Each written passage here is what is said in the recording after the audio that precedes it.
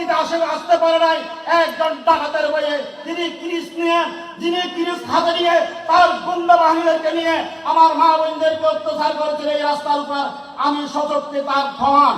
সম্মানিত উপস্থিতি, আমরা দীর্ঘদিন পরে আজকে সমবেত হয়েছি। ইনশাআল্লাহ এই ফ্যাসিস্ট আগামী 50 বছরের ভিতরে বাংলাদেশের জমিনে আর আসতে পারবেন না। খাতিরা বলে আমি আসতেছি, আসেন, আপনাকে ওয়েলকাম। আপনার জন্য আমরা খাঁচা তৈরি করে রেখেছি।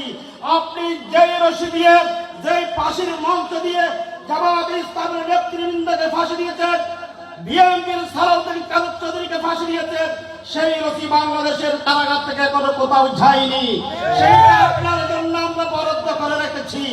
সম্মানিত উপস্থিতি, আপনারা বুঝতে পেরেছেন এই অতীতের 7 মাসের ভিতরে আওয়ামী লীগ কুখ্যাত সন্ত্রাসীরা যারা আওয়ামী লীগের ফেরাতন্ত মুখে, আজকে তাদেরকে দূরবীন যন্ত্র দিয়েও দেখা যায় না। সম্মানিত উপস্থিতি, এত নির্যাতন নিপীড়ন জেল জুলুমের মধ্য দিয়েও আমরা এলাকার ছাড়ে কোথাও যাইনি।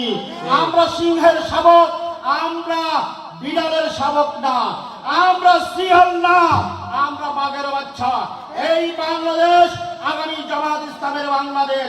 সারা বাংলাদেশের মানুষ দেখতে চায় ডাক্তার শফিকুল ইসলামের মাধ্যমে রাষ্ট্রীয় প্রধান হবে, জামায়াত ইসলাম ক্ষমতায় যাবে ইনশাআল্লাহ। সারা বিশ্বে দেখে আছে বাংলাদেশ জামায়াত ইসলামের আমির ডাক্তার শফিকুর রহমানের দিকে। সম্মানিত উপস্থিতি, আমি যে হাদিসটা বলেছিলাম, লিসান হাফিজুল লিসান ওয়া মুতঈমুল তাআম ওয়া মুতঈমুত তাআম। জামায়াত ইসলাম মানুষকে খাদ্য বিতরণ করে। গততে গেল প্রাকৃতিক বন্যা, এই হাসিনা যাওয়ার পর থেকে ভারত আমাদেরকে কৃত্রিম পানি দিয়ে আমাদের বাংলাদেশের অর্থ অঞ্চল ডুবিয়ে দিয়েছিল, আপনারা জানেন। সম্মানিত উপস্থিতি, আরেকটা বিষয় হচ্ছে গরিব দুঃখী মেহনতি মানুষের মাঝে শীত বস্ত্র বিতরণ করা। এটা আল্লাহ রাসূল সাল্লাল্লাহু আলাইহি ওয়াসাল্লামের হাদিস।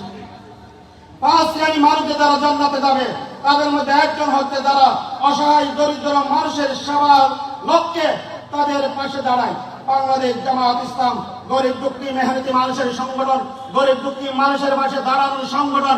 এই সংগঠনের মাধ্যমে আপনারা এই সংগঠনের মাধ্যমে যে নিরাপত্তা পাবেন, যেই শান্তি পাবেন, যেই সহযোগিতা পাবেন, বাংলাদেশের আর কোন সংগঠন আপনাদেরকে এই নিরাপত্তা দিতে পারবেন ইনশাআল্লাহ।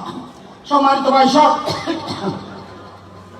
এই বাংলাদেশ স্বাধীন হওয়ার পর থেকে আজ পর্যন্ত 3টা দলের শাসন করে গেছেন।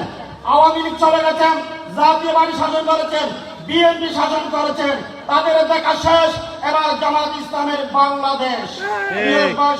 প্রিয় দেশবাসী, আগামী যে সংসদ নির্বাচন হবে, এই দেশের এই সাতকানিয়া লোহাগড়া থেকে আপনাদের মনোনীত প্রার্থী যিনি হবেন জামায়াত ইসলামের, তাকে সর্বাত্মক সহযোগিতা দিয়ে আপনাদের মূল্যবান ম্যান্ডেট দিয়ে জয়যুক্ত করে সংসদে কোরআনের আইন পাস করার জন্য আপনাদের উদ্যোক্তা আহ্বান রেখে আমি আমার সংক্ষিপ্ত বক্তব্য এখানে সমাপ্ত করলাম। ওয়া আখিরু দাওয়ানা আলহামদুলিল্লাহি রাব্বিল আলামিন। আসসালামু আলাইকুম ওয়া রাহমাতুল্লাহ।